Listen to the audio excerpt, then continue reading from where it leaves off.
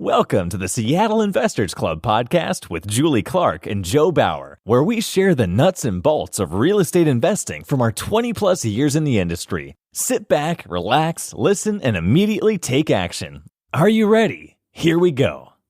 Welcome to the Nuts and Bolts of Real Estate Investing podcast. My name is Joe Bauer, and I'm here with my co-host, Julie Clark. Julie, how you doing today?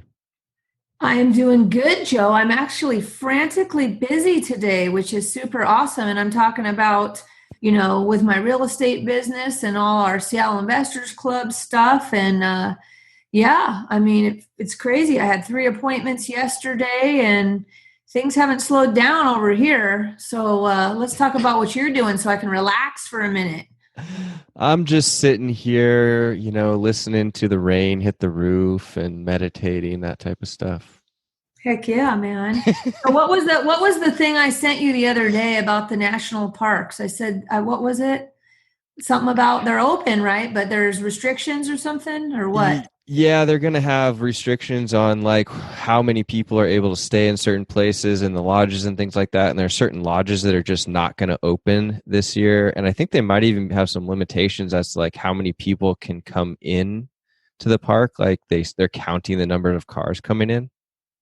Oh man. So that means you won't be sleeping in the parks? That's to be determined. We don't have a lot of parks left. Like the Olympics are one of them that we have left, and that one's not really regulated. So we could go in there. We can do that. Right now, what we're looking at mostly is the campgrounds reopening up. So a lot of the government campgrounds are still closed, and the private ones are starting to open up, and we'll hopefully have the government ones following after. But we stay mostly at the government-run campgrounds. So it'd be nice to get those guys functioning again. No doubt.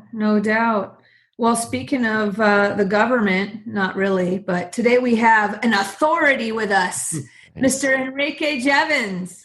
Hello. Management. Hey, how's it going? Some of you guys, a lot of you guys, if you don't know Enrique already and you own rental property in the state of Washington, you better check in and hang on today as we talk to Enrique. Again, Jevons Property Management is the name of his company. Some of you may know him from Mind Property Management. And we are going to do a check-in with him today on the state of the rental market, all the crazy ordinances and eviction rules and what's going on in his portfolio, his vast portfolio, his empire, as well as, he also manages for other people as well. So welcome, Enrique. Yeah, thank you very much. I really appreciate coming on. So thank you. Yeah, I think actually last time you were on was a while ago because I think it was actually before you went to Mind. We had you on. So it's been a while. So we've been due for a long. So that's been, at least a year and a half, 2 years, something like that. Yeah, it's been a while. Right. So tell us what's going on in your world these days. How's it going? And give everybody a little background on kind of like your portfolio and then as well as you manage for others in, what are we saying, King County, Pierce County, and Yakima County. Give us a little background. Yeah, well, that's exactly it. That's where I'm at currently in these covering these 3 counties. You had asked me about Spokane previously, and I was saying that it's kind of like the chicken and the egg. What comes first? It's if I go into a new area, and I certainly do want to go into a few new areas, Vancouver, Spokane, Olympia, certainly, that I've got to find a combination of both a bunch of units to make it worthwhile to hire somebody, and then I got to find somebody who's trustworthy enough to hire. So, at the moment, 3 counties, but certainly the intention is to expand. Well, there you go, guys. If anybody's out in those other counties, give them a call. Yeah, make sure you're a trusted individual, right? Cool. It's awesome stuff. So so give us the update. It's today's what? Yep. May 18th or something like that. Well, that's the thing. Yeah, it's the laws. Yeah, everything's changing on a day-by-day basis. So certainly, whatever I talk about today, no doubt there'll be something new that comes out right away, shortly after.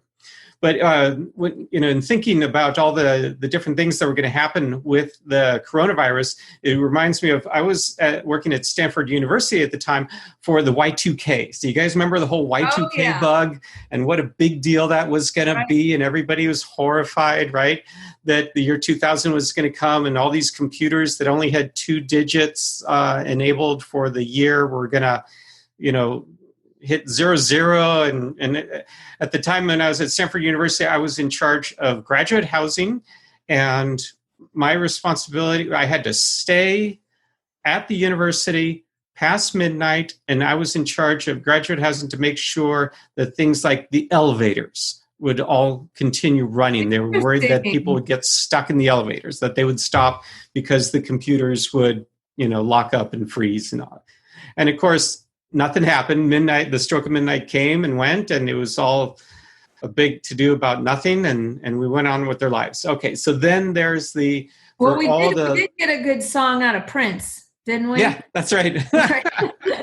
Right. Well, so then the same thing's happening with the coronavirus is that, for landlords, there was the big fear, and I literally had most of the owners that we're managing for reaching out, contacting, see, what's going to happen April 1st? Is anybody, so this is in March, everybody's asking, what's going to happen April 1st? Is anybody going to pay rent? Because effective March 18th, the feds and the federal government passed a foreclosure and eviction moratorium saying that any property that's secured by an FHA insured mortgage, that evictions would be suspended for 60 days. And so, by the way, that 60 days deadline's coming up here pretty soon, but who knows, they might extend it.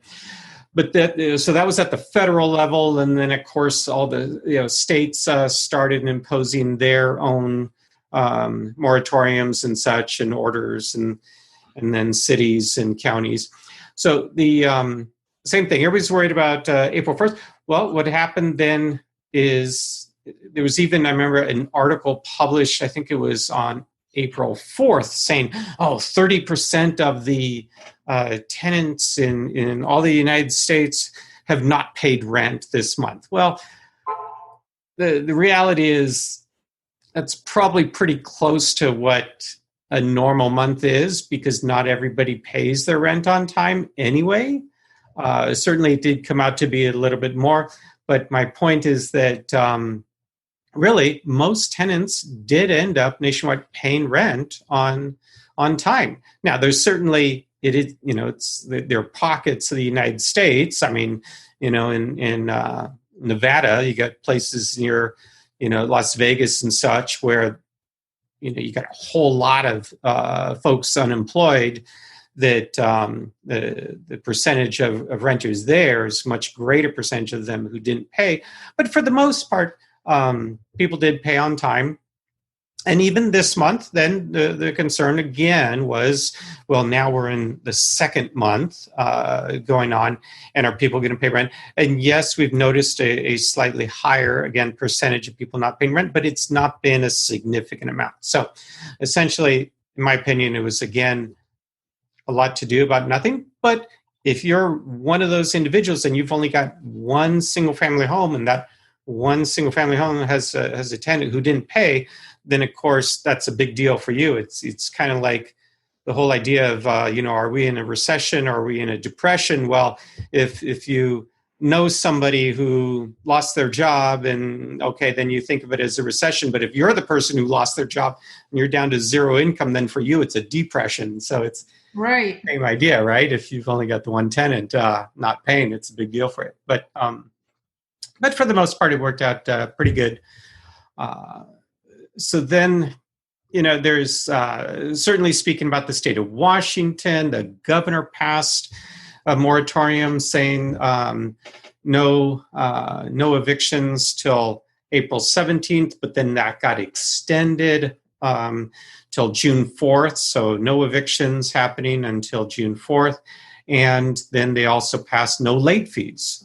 So no late fees and no rent increases could occur until June 4th. So we're still in this bit of time right now where patience is a virtue for landlords. I know it can be super frustrating that you want to sign a new lease and you want to increase the rent and you want to maybe sell your property, so you want to give them a notice to vacate. You can't do that either. Are you having anybody do on the renewals, since they can't increase right now? Are people letting anybody go month to month, or are they extending for like a 6-month lease instead of 12? Yeah, so for the state of Washington, it's fine to go month to month, not a big thing. So that's certainly my recommendation. Or you can do a 3-month, 6-month type of thing. But if you're in the city of Seattle, the city of Seattle has a specific ordinance that if for month to month agreements, that if anybody is on a month to month agreement within the city of Seattle, you must, in order to get them to leave, you actually have to do an eviction with cause. You may not simply serve a notice to vacate without cause. So the rest of the state, you can just give a notice to vacate. You don't have to provide a reason. But within the city of Seattle, for month to month, you have to have just cause. And there's like a list. The city of Seattle actually has a list of like 18 just causes that you can use. So you'd have to look up one that would apply in order to get somebody out. Is it better in Seattle to just go stick with a 3-month lease at a time? Right. So in the city of Seattle, what you want to do is you want to have a lease with an end date. And so exactly that. Since you can't raise the rent, just do a 3-month lease at the same rent, and then that's what you should do within the city of Seattle. How many days in advance should you renew that lease? So you did it for 3 months, you're 90 days in, and then you need to renew the lease. Are you doing that 45 days out, or so like this is happening every 45 days then, or what? Well, you would certainly want to do it at least 30 days. You don't have to do it within a specific time, as long as both parties are signing the lease. There's not a specific number of days in advance when you must sign to when the lease must begin. So that part's okay. But you do want to make sure you're going to get a signature in advance. So in my opinion, if there's going to be a rent increase involved, and it's less than 10%, 30 days is going to be fine. If you want to increase more than 10%, then certainly the city of Seattle requires that you give 60 days notice. Except for we can't increase the rents at all right now, right? Right now you can't increase it all. So yeah. So it's kind of moved. We're going down our little rabbit hole here, but I'm a rabbit hole type of person. So if you get a smart tenant, I don't know if this ever happens, probably not. I probably shouldn't even say it, give anybody any ideas, but couldn't they just say, well, I'm not going to sign that 3-month lease, and then they go month to month, and then it makes it harder because now you have to like get them out with cause, or it's kind of, it's probably tit for tat. You know what I mean? Right. Yeah, that is the difficulty, is that it does provide that kind of a loophole for tenants at the moment. Is just exactly what you said. But when you have you said there's about 18 just causes. Are those easily enforceable, or are they? It requires you to have good documentation. So, like one of them is if the individual is a habitual late payer, and by habitual, it's if they've paid rent late 4 or more times during a 12-month period. That is where the City of Seattle's ordinance considers them to be habitual. So you just have to have documentation. So you can get them out for that reason. And then there are others. It's one of those things where you just need to go and take a look, but then you just got to make sure that you're very good about enforcing your lease, certainly having a lease in the first place, enforcing the lease, and making sure that you enforce your lease equitably amongst all the properties that you manage. So if you've got 3 or 4, you want to make sure you're doing the same thing for every property, so that one tenant cannot say that, you're treating them unfairly. Right. And I just want to say for the record, because, we have a lot of people that listen to this podcast, and we appreciate you all listening, all of you, regardless if you are deep into real estate, just getting started, or maybe you're a tenant listening. And so by all means, this is not meant to be a us versus them conversation today. This is we're just talking shop. And I know that a lot of our landlord friends and a lot of our property management friends are doing everything they can also to work with the tenants and again, not have an us versus them mentality by any means. I just want to throw that out there so everybody understands what our intent is today. And it is just to play nice with everybody and just gather information. So I'm curious to know, are there any landlords, even in the city of Seattle? Let's actually touch on some more of we will say some of the BS ordinances and regulations that are being hammered on landlords in and around the state of Washington, not touching all the areas, but maybe we'll touch some of the bigger areas that you see, or, that people are having rentals in, probably like Tacoma. And, I'll let you, tell us Sure. which cities that you think are. Yeah. So obviously, nobody's going to be able to, memorize, what I'm talking about here. One of the things I want to say to anybody living anywhere in the United States is that I highly recommend, if you've got one rental, doesn't matter how many, one or more rentals, you definitely want to join your landlord association, your rental housing association, whatever it might be called.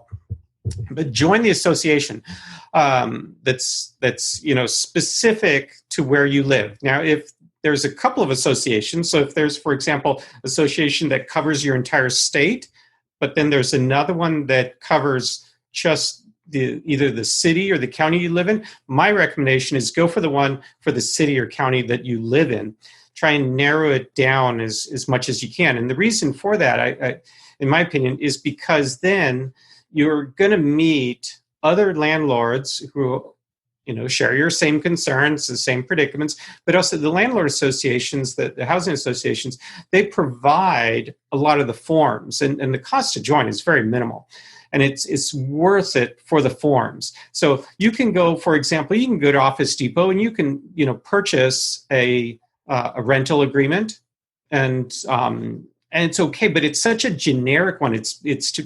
Because it's applicable to the entire country. So it lacks a lot of the teeth, the details that your particular state might have. And then again, if you find something that's good for the state, it may be too generic and not apply specifically to the city you live in. So for example, somebody who lives in a big city like Seattle, Portland, San Francisco, New York, they got vastly different ordinances from the rest of the state. And so that's where you're going to want to make sure that the lease that you use, the forms that you use to charge any kind of late fees or other fees are going to be able to hold up in court. And so that's where you want to make sure that you get forms specifically from an association within the city that you live in. So that's where, by being a member of an association, it really is going to help you out to stay informed. Because if you're not, there's, gone are the days where you could just figure, what, I'm a nice person and I would never do anything wrong. And therefore I figure, I would never get sued because I would never, ever do anything willingly wrong. And that, I would think, it used to certainly be the case. But nowadays, certainly people are, more litigious, but also now there are so many non-intuitive laws and ordinances out there that unless you're keeping on top of it by being a part of an association or having a property manager who is essentially like an added level of insurance. So I, highly recommend using property management companies because that's also an additional buffer in case somebody tries to sue you. You just point the finger at the property management company. But it's you got to be cautious about these things, because there can be a lot of money involved. A lot of the first-time fines for things are $5,000, and $5,000 is nothing to be, for something that you're not aware of. That's a hard hit for a lot of people. Exactly. So let's talk about Washington a little bit, and maybe do a little bit of a deep dive on or just a little. We'll go under the surface here a little bit on some of those things that you're talking about here that people need to stay on top of. Such as the rules on screening or first come first serve. I don't even know if that exists or if that already went away, or what the rules are on having to register your unit with the city of Seattle. I mean, not everybody has rentals in the city of Seattle. Some do. Some are going to have them down in Pierce County or, over in, give us some more details city by city, like we were talking about a few minutes ago. Sure. Yeah. So some of the bigger cities, certainly like, Seattle, has a rental registration ordinance, meaning that you actually have to register your rental property. The same is true for even outlying locations like in the Tri-Cities area. They have a rental registration requirement there. The city of Tacoma has now gotten into it. And so you've got to register yourself there. And what if you don't? So a couple of things. One is that, for example, with Seattle, if you go, somebody doesn't pay and you want to evict them and you go to evict, that's where you get nailed. They look it up, and if you're not registered, then you get nailed at that point. And there are some big fines involved. Every city's different, but there are fines involved. Certainly, if you ever get a disgruntled tenant and somebody, calls the city, then they're going to find out that way. So, and there are fines for first-time offenses. So just saying, well, I'll deal with it if and when that comes, in my opinion, is not a smart way to go about it. The other thing is when you go to get permits. For example, in the city of Tacoma will not issue a building permit if your location is not registered. So that's where they can get you there. As a matter of fact, if you're going to do, like in the city of Tacoma, if you're going to do a big repositioning of your property, you want to do have all the current tenants move out so that you can rehab the property and bring it up a bit, do a substantial renovation, rehabilitation of the property there. They will not issue building permits for that unless you're giving a 120-day notice to vacate and relocation assistance for any low-income tenants. There's also then, City of Tacoma has also a 60-day notice to vacate instead of, it used to be 20 days, or it's 20 days statewide, but certain cities like Tacoma, it's now 60-day notice to vacate if there's no cause, if it does not have a just cause termination. There's also a 60-day notice in the city of Tacoma for rent increases, where it used to be 30 days or statewide. The city of Tacoma is turning into the city of Seattle, sort of. Yeah, it really is. And a lot of it started with the Tiki Apartments, where an owner was just really blatant. He came in and he gave notices to vacate to every single tenant. The problem was then they started complaining, and he said something to the effect of, I don't know the exact details, but the article I wrote was, tough luck, that's the way the law is. Well, the tenants then went to the city, and the city passed an ordinance so they changed the law as a result of an owner just being really belligerent about how he went about doing a renovation. And so that's a lot of times how a lot of laws come about is somebody goes overboard and it makes it bad, makes a law pass that's punishing the masses for the sins of one person. Are you seeing that some of the landlords are getting tired of all these tightening of the screws and all these changes, and it's making harder and harder? You've been in property management biz and you own, hundreds, a unit yourself. Are you having land, you'd think like here we are in the middle of this virus and pandemic, and maybe people might be getting nervous related to that and the unemployment, and yet we're not really having too much of a hit so far. Who knows? Nobody can predict the future related to rental collections, it sounds like. But are people getting so tired of the other, ordinances and rules that they're getting ready to just say, I'm out of here, and want to sell their properties? Are you sensing any of that? Yeah, it's getting much more difficult. So it's not quite the passive income that, it was always years and years ago. Everybody talks about, it's great passive income. You get a rental property and it's just easy money, right? That's hardly the case anymore. You mean the passive part is gone? The passive part is gone. So yeah, it can still be a very good source of income. It certainly is for myself. So it's, I don't want to scare anybody away from owning a rental property. I highly promote, buying and holding of rental properties, but it certainly does require a lot more attention. So, of course, as with anything, you can hire it out. So just like, if you're tired of cleaning your house, you can get a housekeeper. You're tired of mowing your lawn, you get a gardener to come take care of you. You're tired of managing your property, you get a property manager.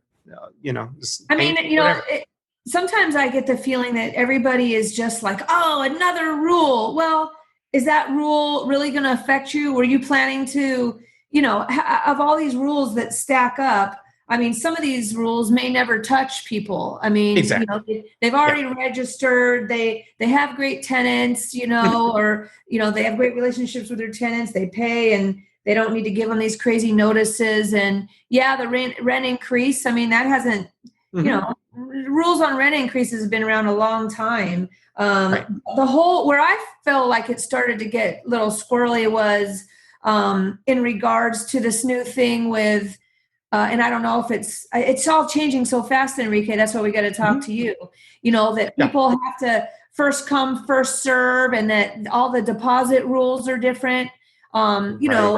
What's that all about these days? You have to spread out the deposits, and you can only take, are there little tricks? Like somebody told me, I just rented, I have a condo in downtown Ballard, which is awesome, and actually got higher rents. And our tenant had moved out and bought a house, and they had been there for 2 years, and we got a higher rent. So, knock on wood, so far so good for us over here. But somebody told me, not that I had to do this, but if you were going to have to give any free rent, make sure you give it the second month, because you can only collect your security deposit off of whatever the first month's rent is. So if you give any discount, like a concession off the first month's rent, then now your deposit can't be higher than that. Normally you might want to take first month's rent and deposit, but if you get in a situation here down the road where you're giving a month free or half a month free, does that impact your security deposit you can collect? Yeah. So it is definitely, so it's still a money-making opportunity is to own rental properties. It just means that now you just got to really be aware of all the rules. And the rules are very specific, city to city, state to state, and such. So some of the things that you mentioned are specific. Where's the best place people beyond this podcast? We highly encourage you. We have Enrique on here, guys, obviously, because we believe that he is a trusted and vetted and been around a long time. And if you need a property manager for, we're going to tell you how to reach Enrique here at the end for, by God's sakes, give him a call. But where can people find the different rules for all this stuff? That is a goofy thing, because there is no single depository anywhere of rules for property owners. So, for example, there's the RCWs. State of Washington has the RCWs. Okay, well, the RCWs there's the Landlord Tenant Act within there, but it's when you go to the RC, you pull up the RCWs, there's nowhere where it shows what changed. There's no like little yellow star or asterisk showing what changes. So, and changes don't just happen only on January 1st. They happen throughout the entire year. It's just whenever a new bill is signed into law, that's when things change, or a new proclamation, ordinance, and such. So there's, you have your federal laws, then state laws, county, city, and there's no one place where you can just look up everything. So that's where, in my opinion, it's the reason why you should join your local landlord rental housing association, because they are going to be the best single source of information where they have things compiled, and where they do, assuming that they're a good association, where they do put out announcements as to both what laws have just passed and which ones are coming up and which ones are being debated, so that you can go and help speak to your city councils and talk to them to try and persuade them to either vote one way or another on particular ordinances that are coming up. So it really is going to be with the associations, because that is one of the things I've thought is it's so crazy that you can't just look up in one location online. That just doesn't exist.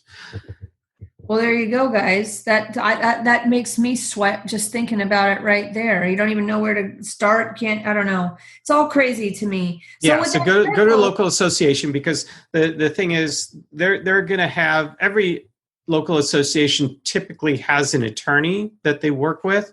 And so typically the information that they provide is going to be information that their attorney has either written or provided for them. So it's going to be a lot better than, for example, either getting information from a friend who may or may not know what they're talking about, or just looking up randomly information online, or certainly information that's on news articles. I've been interviewed several times by reporters, and it always amazes me of all the information that I've provided that reporter, the one or two sentences that they pull out and use, which is typically sentences to kind of scare people.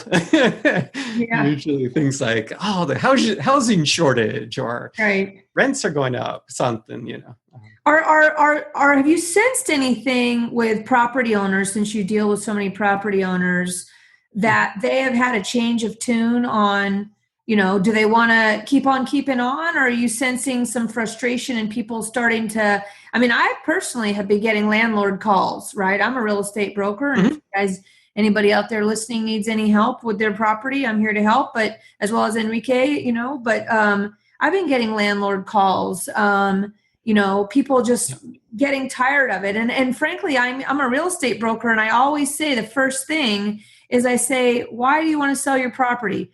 You just tired of managing it? They're like, yeah, I'm tired of managing it, or I'm getting old, or I'm getting frustrated. And what I always tell them is, well, why don't you just hire a property management company? You don't need to sell your asset. What are you going to, if that's the only reason, just hire it out. But for some reason, they make up their mind. And I feel like I'm getting more and more of those calls lately. Are you sensing any of that? Yeah. I have specifically, I'm not managing Airbnbs, but certainly I do know several owners of Airbnbs. And so they are beyond nervous, because they are really being impacted.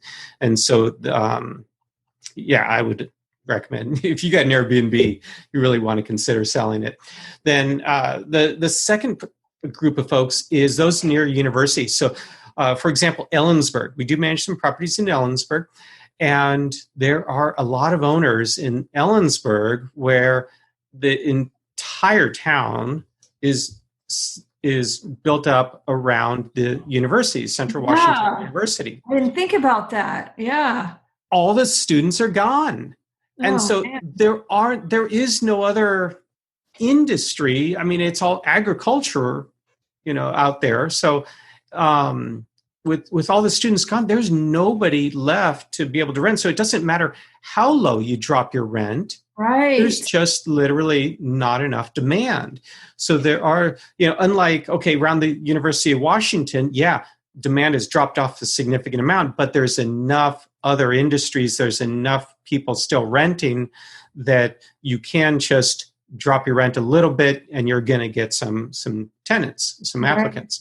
But in places like Ellensburg, other locations that, built up around a university, that's the locations where I do see that some people just aren't going to make it. There's going to be some people, if you are very highly leveraged out, you don't have a lot of capital reserves, and you've got a property in a place like Ellensburg, you're going to have those are going to be the folks that I think are just not going to make it. Man, yeah, that's a valid point. I have some friends that work for basically a developer, and all they do is student housing. Yeah.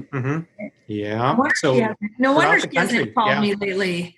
Hey guys, it's Julie here with a quick break from the show to discuss an opportunity some of you may have interest in, which is to work more closely with me.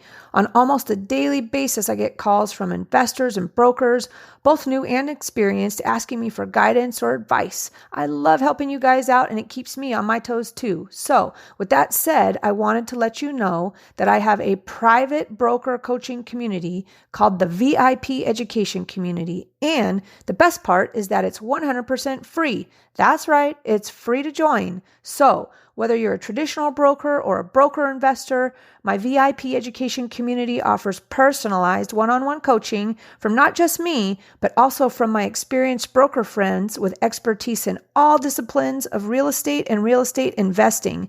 We'll teach and share our modern marketing strategies, our tech and lead generation resources, plus teach you how to identify or offer up opportunities for yourself or for your clients using techniques such as seller financing, lease options, land entitlement deals, BRRRR investing, flipping, multifamily or commercial coaching, whatever you like. We've got it all covered for you. The future of real estate is changing fast, and to stay in the game, it's time to learn about all the options you can offer your buyer and seller clients, as well as, if you want, learn how to use those skills to grow your own real estate portfolio. If you'd like more details about joining my VIP education community, reach out to me at julie@seattleinvestorsclub.com or text me at 206-910-2985 or just send me a Facebook message. My new favorite phrase is community equals confidence. So let's navigate the future of real estate together. Now, back to the show. What's going on with you? What are you up to? Are you, you're a buyer of property. Are you on hold right now yourself, buying? You're waiting for a year from now when things might look a little different, or tell us what's going on with your own personal views on investing these days. And do you do BRRRRs essentially when you buy? Yeah. So essentially everything I've always done long before the phrase was ever coined is BRRRRs, the BRRRR strategy. And that was in my business plan that I put together over 15 years ago now. The what I tell people is always have a plan. You always want to have a plan so that you're never just reacting to things. So for me, the plan is when property values are going up, as the market has been, as of recently up until just a few months now ago, right? It's been going up. My plan has been to refinance, to actually raise rents, make improvements on the property, and then continually refinancing. So with the BRRRR strategy, it's not that I just refinance the property once. I'm continually refinancing properties. So I always do short-term loans. I typically do 5-year, 5-in-1 ARMs as a result, because I've never carried a loan to term. I'm always doing something with the property. So I do 5-in-1 ARMs personally, and then I fix the place up, raise the rents, and refi. So that's what I do when the property values are going up, because then I can get really high valuations on the properties and pull money out. Now, when property values start declining, and then what I start doing is I start looking to buy. So right now is a time where I'm trying to conserve cash and I'm looking to buy. So I have, and by conserving cash, for example, I have been doing in the last several years a bunch of private money loans. Right. And so I do private money loans. Well, now I'm not doing any private money loans because I'm as those loans are coming due, I'm not extending them and I'm not reloaning that money out. I'm bringing it in to cash so that I'm set up to be able to buy, to be able to pounce and buy. So that's what my recommendation to others is make sure right now that you're as liquid as possible so that you can pounce on something that comes up, because there will be opportunities that come up. You want to make sure your credit is good, because while there's lots of locations to be able to lend from, it does anecdotally seem like lenders are tightening up their requirements. How about for your portfolio, though, on all your 5/1 ARMs? Do you have any that were coming up that are giving you trouble? Not that we're trying to get we are. No, I don't have anything that's coming up. I've always also made sure that I don't have anything coming up right away, and part of that is because I don't wait till the last minute to refi them. So I've already refied all the ones that were going to be coming up anytime soon. So I've already taken care of that. But I've also made sure that my credit has always been good, that I remain in a liquid enough position. So not all my money is tied up in real estate. I have a bunch of money that's just in the stock market so that it's more liquid, so that I can sell stocks if needed to for fast cash type of thing. Yeah. So that's where I think you need to be balanced in your portfolio, not be 100% in, don't put all your eggs in one basket. And as great as real estate is, I don't think somebody should put 100% of all their money into real estate, because it is tough to pull your money out. What are you going to be looking for when the time is right to buy? And when do you think that will be? I mean, I think it was Ken McElroy uses the term, and maybe, I don't know where he got it, don't catch a falling knife. Yeah. Meaning we're just at the start here, right? It's not really the time to buy right now, even though any time can be the right time to buy if you get a great price, but it's just hard to put a price on things right now, right? We don't know what's going to happen. Yeah, it's hard to time the market, right? People talk about, trying to time the market. It's hard to time the market. And so when is the bottom going to happen? I think that this is going to be a much faster bounce than what we experienced, for example, 2008. So 2008, 2009, everything's starting to slide down. And when was the bottom? Like 2010, when things really bottomed out. And so if you were to say, well, I would only buy in 2010. No, you know what? I bought stuff in 2007, 8, 9, 10, 11, 12, all the way through. And of course, I was really happy with the returns on the stuff that I bought in 2010, but it doesn't mean the stuff that I bought in 2008 was bad either. That stuff was still good. And so as long as your buy is a good buy, I wouldn't worry about, was it the best buy ever? Because your intention is to hold them long term, right? Yeah, certainly the longer you can hold something, the more forgiving time is to any mistake that you might make. And so if you slightly overpay for something, but you have to sell it immediately, you're going to get burned. But if you slightly overpay for something and you're able to hold it 10, 15 years, you know what? Then likely the market will have appreciated such that it was not a big thing that, that you bought when it wasn't the absolute bottom. So I wouldn't worry about what's your buying criteria? Do you have for yourself, do you have like a rule of thumb? You have rents. If you're buying, small multifamilies or single families, you know better than anybody else what rents are, current rents are. But when you're going to buy, well, if you're buying single family, you're considering the rents, of course, but you're also considering just what regular old comps are at, right? And making sure that your numbers pencil out there. Do you have any, as far as like when you're underwriting for your rents on a rental, which is what your goal is to keep it as a rental, in a market like this where you have current rents and we have this unforeseen, we don't know what's going to happen, when you're underwriting your numbers, do you discount that by a certain percent, 10, 15%, or off today's current market rents? What would you say to people about that? That's interesting. So for me, while I do have some specific numbers of what I'm trying to make sure that I always hit, there is a bit of it comes in as to location, age of the property, and what I believe will be the rate of return. So, and there's so much that goes into that.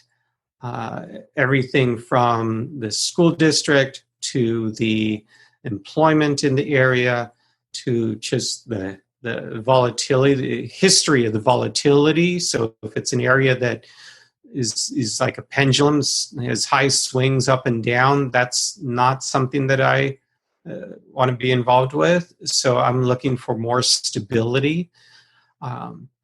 So it, and are you looking because for I'm looking specific, like construction styles, like you don't want to buy, you only want to buy Ramblers, or you only want to buy something of a certain age or newer, plumbing wise, or I guess it depends on what the systems are looking like. Yeah, for myself, I'm always looking to what kind of value can I add? What kind of value can I add, and what kind of competitive advantage that I have and can use? So if my competitive advantage is I can move quickly, if it's a property that I can take down all cash, and I don't have a ton of cash, but there are a bunch of properties that I can take down cash only and close, and so that's going to be a huge competitive advantage, since most people need to get a mortgage on a property. So if I can take it down with cash only, then fast close, that's going to be extremely attractive to sellers in a lot of ways. But also there are times when the seller doesn't want that, and they are looking for just they're tired of managing. And so I tell them, you know what, I'll pay you. Instead, you're making currently $1,000 a month on rent. How about if I pay you $2,000 a month for your property? Will you sell it to me? And that's where you can, by figuring out what the motivation is to, for them. We're talking seller financing. Yeah. So then I've been able to talk somebody into seller financing by saying, well, yeah, if I only, especially works if the owner is older. So I have a specific owner that I'm thinking of that retired. This person was a dentist. So he retired, he had 6-plex, and he wanted to sell. I was managing the property for him. And he asked me if I would sell it. And I said, yeah, I can sell it and I can list it. And here's probably what, would go. Or I tell you what, I can buy it. Do you want the cash now immediately? Or are you looking? He said, no, it's just that I'm getting older. I only need, let's say, he said, I just want to make sure I have enough cash for the next 20 years coming in. And that's where I told him, okay, how about a 20-year loan? And I'm going to pay you with this 20-year loan. You're going to get a higher monthly income than if you held on to it and just got the net income off of the rents and after expenses. So he was excited about that.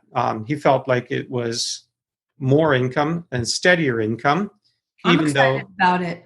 and then he was going to be dead after 20 years. So he's like, I don't care about after 20 years. So. Right. I mean, honestly, seller financing, if you guys haven't spent some time in your downtime here, if you have any downtime schooling up on seller financing, I know that's what I'm spending pretty much with my team and, the brokers that I'm working with. That's what we're training on that. In fact, even 2 days from now, we're kicking off a big seller financing series, I guess I'll say, to train brokers that I hang out with. So, I agree with you. That's the way to go. Are you having to put any money down on those, or are you pretty much just, I've been able to, on most of the seller financing I've done has been with no money down. But it's also been on properties that I've managed. So it's been in situations where the individual already has a level of trust where they've known me for a few years already. Right. So I think that's been, again, a competitive advantage that I have. So that's where you want to look at what competitive advantage you have over others. And so I've been able to get away from the money down with those folks. That's so it does exist. Now, I'm not going to say, of course, I get tons of people who also call and ask me, hey, do you know of any off-market deals where the seller financing, no money down? I'm like, everybody's looking for that. Yeah. So, exactly. Well, let's jump back to this for a second. Let's jump back to the property management stuff and give us some tips on, we were talking about earlier, in regards to if somebody turns out to be a bad tenant, or they start paying late, or you give them some trouble. We were talking about these days also looking at background checks and what we can learn from that. Tell us what you were thinking about in regards to some insight there. Yeah, so certainly even right now, with the virus happening, and so now you've got a combination of, and while it's not a lot of folks by any means, the percentage of people not paying rent is actually very, very low still, but it is a little higher than normal. And this is May 18th, 2020, or May 13th, 2020, guys, just as a bookmark. When we're saying most people are paying, that's been the across the board what we've been hearing. So we just want to bookmark that in case it changes. So we know because June, it will be the third month then that rents were due while having the virus, and so certainly those folks who are out of a job and they're, it depends on how much they're getting for unemployment. If they had 6 weeks of unemployment benefits that ran out, June could be tough for some folks. So anytime that I get anybody who does not pay rent or even does not pay rent on time, one of the things I do is I look at their application from when they first rented. Pull the file up and take a look, and we see, was there any red flags that we missed? Is there any, and to determine, do we need to tighten up our background checks any? One of the things that has come up as a pretty consistent basis has been FICO scores. And so what I've definitely seen is that those people that pay late or fail to pay are the people who've had the lower FICO scores. And a lot of times it's been either at the time we just didn't have as high of a FICO score standard as we do now, or I've sometimes had owners that have just been like, oh no, I can't wait. I'm too nervous. I need somebody in immediately. So no, I don't want to wait for somebody with a higher FICO score to come along. I want to take the first person that applies, or, oh, they seem like such a nice person. I met with them in person and they just seem like a really nice person to rent to. So I just don't bother with background check. I want to go ahead and approve this, or this person was referred to me by my brother-in-law. I get all sorts of things like that with property owners managed for. And inevitably, those are the folks with the bad credit that end up then later having problems. So whereas other things to check for, when you check for previous landlord references, employment, those are all things that can change. The back, former landlord references, those are, we still do them, but they're not always accurate, truthful. Sometimes they're hard to reach, the former landlords.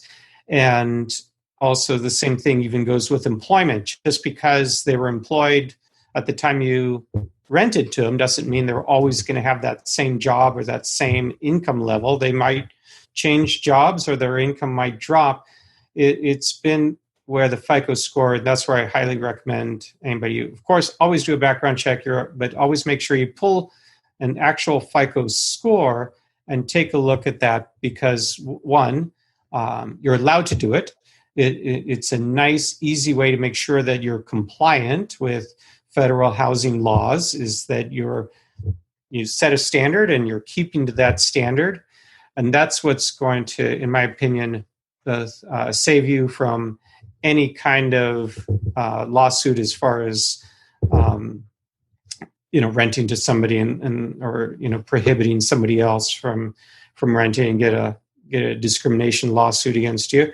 But also it's going to protect you from somebody who is going to pay rent late or not at all. Right. Good tips there. And so, I mean, as far as somebody comes and these days with all the unemployment, or people are maybe more worried about people in certain, jobs that are more at high risk for losing a job and things like that. I mean, is there leeway to review that with people these days and discuss that with them? I mean, no. So that's where you're going to get in trouble. So right. For example, it may, you might think again, that it's, common knowledge, or I'm sure it'd be fine to give a discount. So if you decide, you know what, I want to give a military discount, I want to give a discount to anybody who works at Microsoft because I work at Microsoft. And I want to give a first responder a discount because I want to thank them. Yeah, exactly. It's actually against the law, because sources of income is a protected class. You may not discriminate against source of income. And you can, so if you are stating that you are giving a preference to an individual because of their source of income, whether it be the military or a company that you work for that you like, or a first responder, those are, you're then thus discriminating against anybody who does not have that source of income. And you're not allowed to do that. So that's an example of what you're not allowed to do. So you got to be careful with that. So when people are screening their tenants, again, the things that they are allowed to check are FICO scores, which you said is a good leading indicator, right? Employment or tenant history outside the City of Seattle. So City of Seattle has forbidden criminal history other than sex offenders. So you can still check the sex offender registry online, which is available online. And if they are a registered sex offender, you still can discriminate against them, meaning you can deny their application to rent. But does the same go for Tacoma?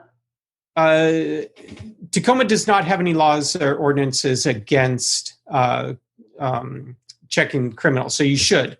Only Seattle has that ordinance. So in Tacoma, you should and you may do a criminal history check. And so you can check and see if the resident killed their former landlord or whatever. You can check and see, have they been an individual who has a criminal history for distribution, manufacturing of drugs, or for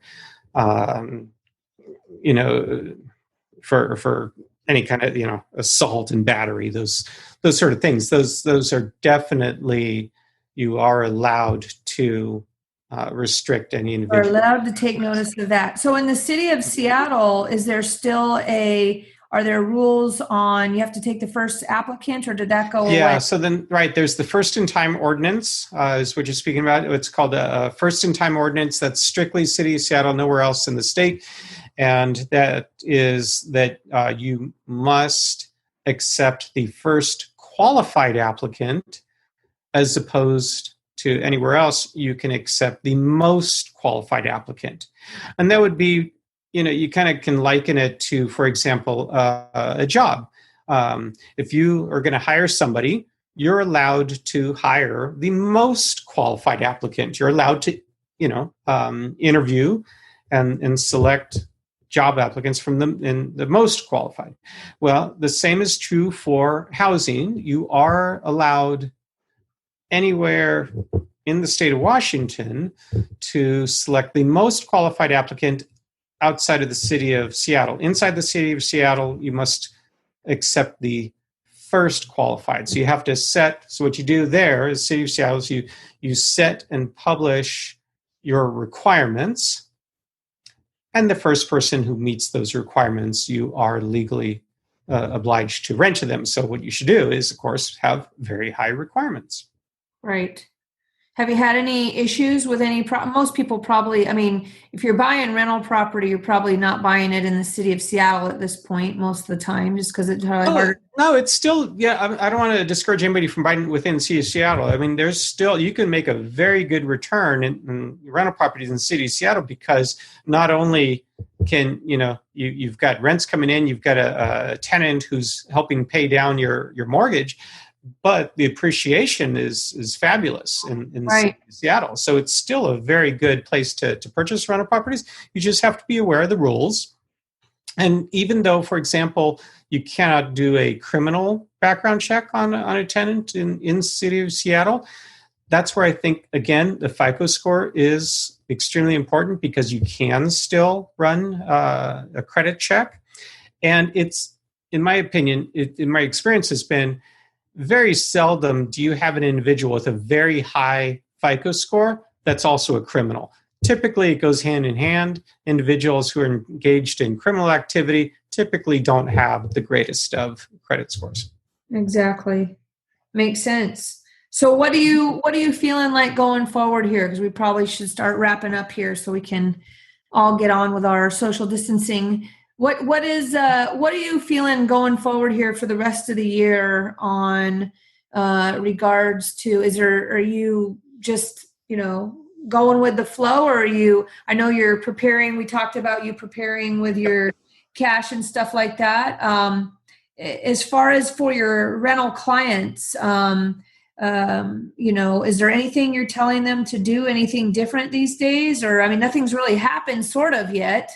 Yeah, I certainly have got a bunch of these nervous property owners, and what I'm telling them is to have patience. I've got I've got property owners who are wanting to sell, and they want to give a notice to vacate, and I've had to tell them, sorry, we cannot issue a notice to vacate. And even though, for example, we've got tenants who have given notice that they are vacating. So, for example, we've got a tenant who's given us notice, they're moving out at the end of May, the owners decide they want to sell, and so they want to start pre-leasing, or not pre-leasing, but pre-advertising and doing showings.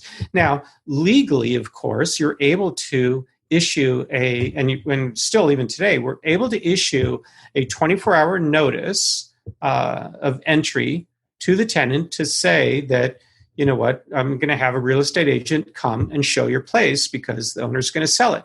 However, right now, you have a couple of difficulties. One is there's no legal means to enforce that law that's still available on the books, meaning that if the tenant decides, no, I don't want to allow you entry, even though you have the legal right to enter, normally you'd be able to fine the tenant $100. You may not assess a $100 fee to the tenant right now.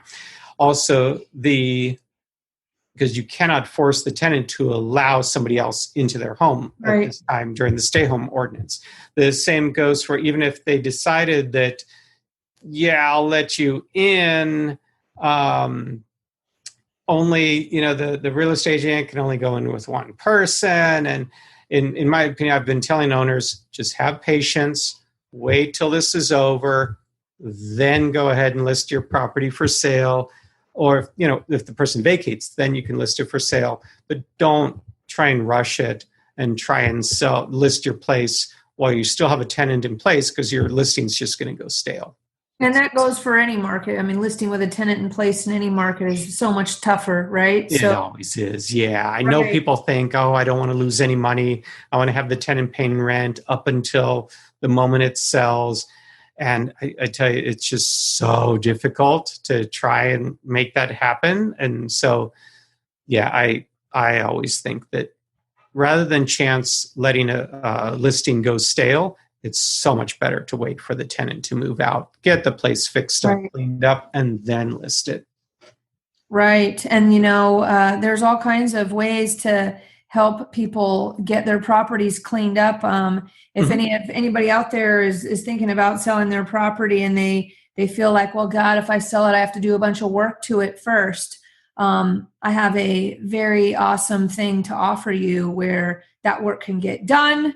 And you can get it all paid for at closing when you sell the property rather than ahead of the time. So if that's nice. Yeah. If you're interested in that, and I'm talking about could be big stuff. You could do $20,000, $30,000, $40,000, $50,000 worth of work. If that's something that you need to have done, that adds up quick here in Seattle, can all get paid at closing. So give me a call if you're interested in that sort of thing. But, Enrique, this is all good stuff. We don't have necessarily any bad news other than the worst news is what's going on with the handcuffing of landlords, and that sort of stuff is worse than the coronavirus news, actually, for financial purposes. I don't want to say for health reasons, of course. We are with all our brothers and sisters who are being impacted, as we all are being impacted, and some worse than others with the pandemic. But just know the rules and be patient. If that, I would say that's the big takeaway. Know the rules and be patient. Check in with your local property manager, right? Mm-hmm. You guys, so let's start wrapping up here, Enrique. How can people, if they're like, I am getting tired of this is a lot to know, a lot to keep on top of.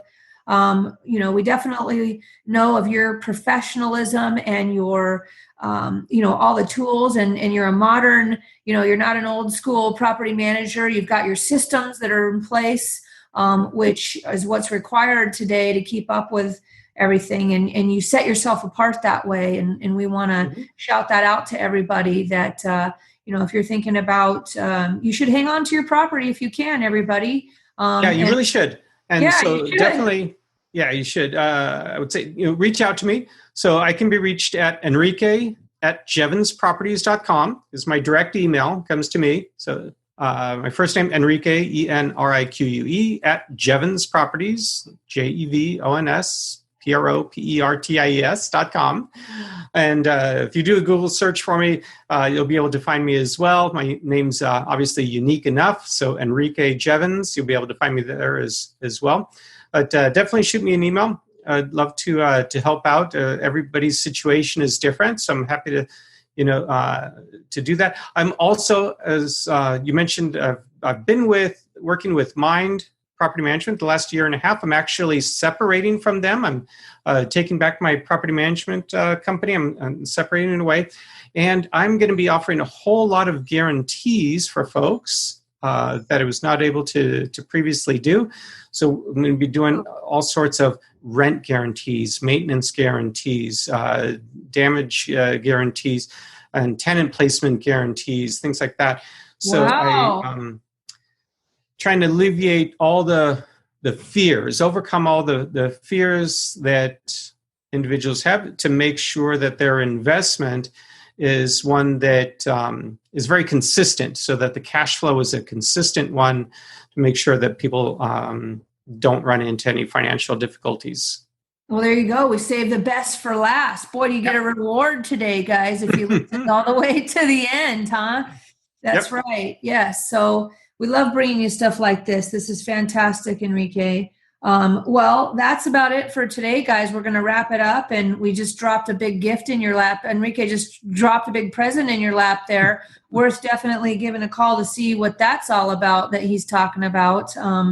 I know that, again, we appreciate you coming on. Thank you. And hopefully, and again, this is the kind of stuff, guys, that we talk about on Thursdays, and we're trying to twist Enrique's arm. Also here to jump on with us on one of our Thursdays here, where we have our Seattle Investors Club weekly online meetup, which is really a peer-to-peer discussion. Everybody joins the conversation. It's blown my socks off, frankly. I wish we would have started it a long time ago, where, it's not a presentation or an interview of any type. It is just people coming together that are professionals, whether you're an investor or a lender or a property manager or a broker, or you flip or you buy and hold or whatever you do, multifamily or commercial. Join us on Thursdays. You can find the link to the online Zoom meetup on the meetup.com page for Seattle Investors Club. Just pop on there on Thursday mornings, grab that link, and join us at 11:30 to 12:30 each week. We have fantastic kind of up-to-date information, because things are changing all the time right now, and we're sharing lots of useful resources, and we've been sharing lots of rental housing assistance resources and all kinds of stuff like that. So if you're lucky, you'll jump on and get to talk to Enrique a little bit more, or we have all kinds of people on that joining us weekly. So we look forward to talking to you next time we see you there as well. So, Joe, where can everybody find the details about today's podcast? Yeah, we have a lot of notes for this one, guys, and you can find it all at seattleinvestorsclub.com/118. That's seattleinvestorsclub.com/118. And lastly, I want to remind you guys that our friends Tarla and Grace are still planning to have the Big Badass Real Estate Expo, the Pacific Northwest Big Badass Real Estate Expo is still on the books. I do believe they pushed it out a little bit further. So check in with those guys, or look at the website link for Pacific Northwest Big Badass Real Estate Expo. And hopefully we'll all get to visit with each other and get a lot more education and share our stories there later this year. We want to remind you all of that as well. So other than that, we look forward to talking to you guys all again next week. And that's all I got. Over and out for today. Thanks. Bye, everybody. Thanks for listening to the Seattle Investors Club podcast. If you have questions that you'd like to have answered on the show, shoot us an email at info@seattleinvestorsclub.com. Now go out, take that action, and build that real estate business. Thanks for listening.